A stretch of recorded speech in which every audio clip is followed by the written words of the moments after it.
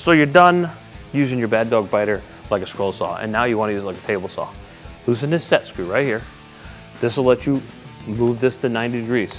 Once it's at 90 degrees, you tighten it right back up again. Just that easy. Once you've gotten it tight, mount it to the bracket, mount it to the bottom of your table.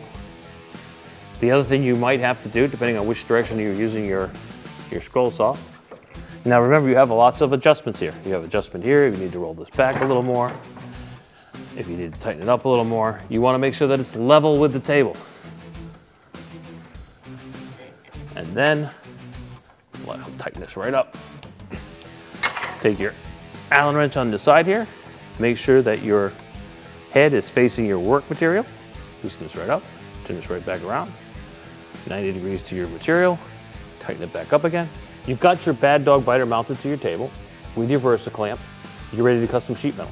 You know how awkward it can be to try to run a big piece of sheet metal like this, and if you try to do it by hand, you'd struggle with it. This way, your tool's mounted solid, you've got it on your foot switch, which is right into the table here. You use a square, a level, like a square. Make sure it's square with your table so you get nice straight lines. Clamp this in place.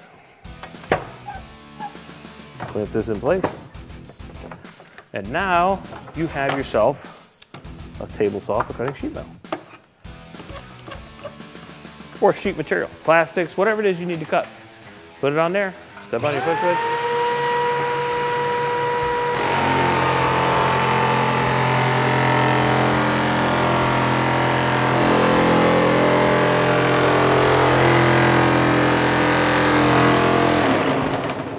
And that's all there is to it.